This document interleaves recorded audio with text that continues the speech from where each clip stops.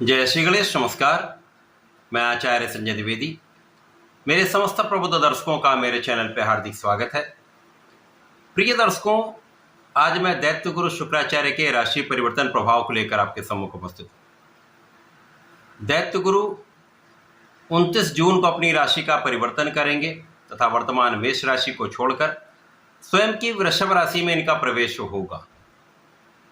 अब जैसा कि ज्योतिषीय नियम है, जब भी कोई ग्रह अपनी स्वयं की राशि में पहुंचता है, अपनी उच्च राशि में जाता, तो इसका बल, इसका प्रभाव, इसकी क्षमता में, इसके सामर्थ्य में कई गुना वृद्धि हो जाती तथा वो ग्रह अत्यंत सकारात्मक परिणाम प्रदान करता है।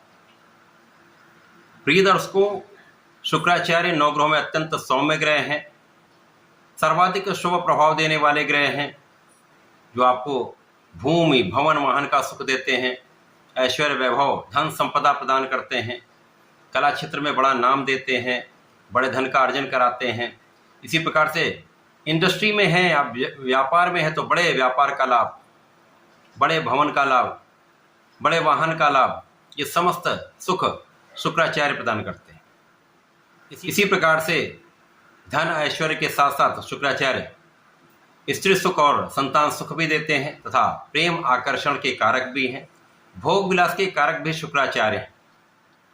सर्वाधिक शुभता प्रदान करने वाले तथा इस भौतिक जगत के समस्त सुखों को प्रदान करने वाले दैत्य गुरु 29 जून को स्वराशि में होकर अत्यंत बलवान भी होंगे तथा यहाँ पर एक महाराजयोग का निर्माण भी होगा, जो मालव्य योग है, जो निश्चित रूप से समस्त राशि के जातकों को कुछ विशेष लाभ देने वाला होगा, अत्यंत शुभता प्रदान करने वाला होगा। आज मैं धनु राशि के लिए दैत्य गुरु के इस राशि परिवर्तन का किस प्रकार का प्रभाव प्राप्त होने वाला है, इस समय में किन भावों में वृद्धि होगी, इस समय का आप कैसे उपयोग कर पाएंगे, अथवा कहीं पर कोई समस्या या अवरोध है तो उसका क्या निराकरण है, संपूर्ण विश्लेषण मैं पूर्ण तर्क के साथ करने जा।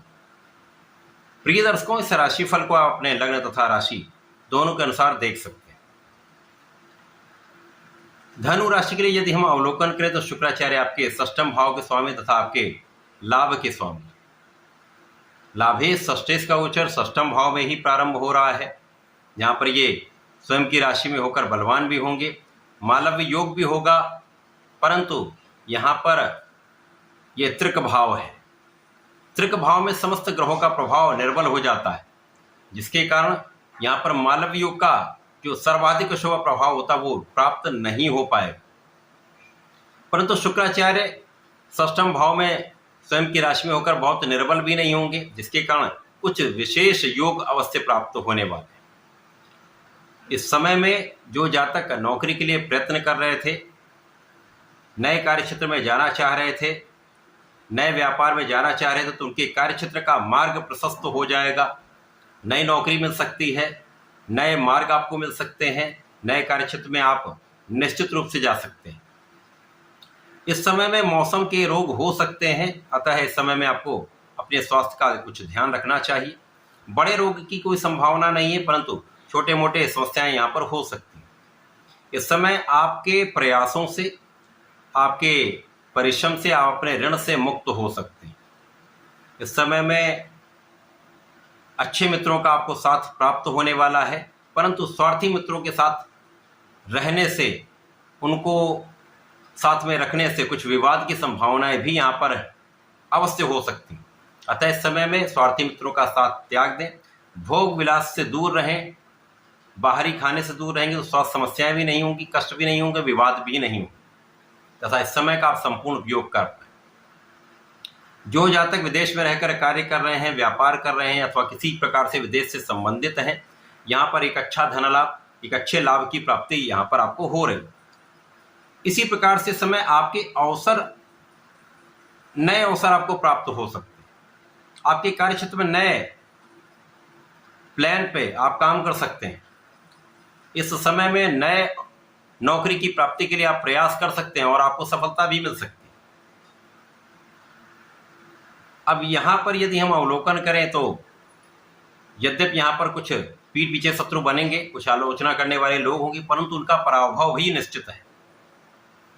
केवल इस समय में आप अपने कार्यक्षेत्र पर पूर्ण निष्ठा के साथ लगे रहें, लक्ष्य को निर्धारित करके चलेंगे। वैसे भी धनु राशि के जातक फोकस्ड होते हैं, बड़ी समस्या नहीं है, परंतु ध्यान देंगे, सावधानी रखेंगे तो इस समय का सही उपयोग आप कर पाए। इस पूरे समय में आपको नियमित रूप से भगवान भोलेनाथ की आराधना करनी चाहिए। नमः शिवाय पंचाक्षर मंत्र का जप 108 बार करेंगे तो विशेष लाभ मिलेंगे। आप प्रत्येक गुरुवार को भगवान भोलेनाथ पर जलार्चन करें, शहद का अर्पण करें तथा थोड़े से देसी घी का अर्पण करके भगवान का अभिषेक कर लेंगे तो विशेष लाभ आपको प्राप्त होंगे। धन समृद्धि में वृद्धि होगी तथा आपका समस्त कार्य प्रगति करने लगेगा। तथा इस समय में यदि ओम हम हनुमते नमः का 27 बार जप करके चलेंगे तो समस्त अवरोधों से, संकटों से आप दूर रहें। तो ऐसा करके इसका लाभ लें। धन्यवाद, नमस्कार।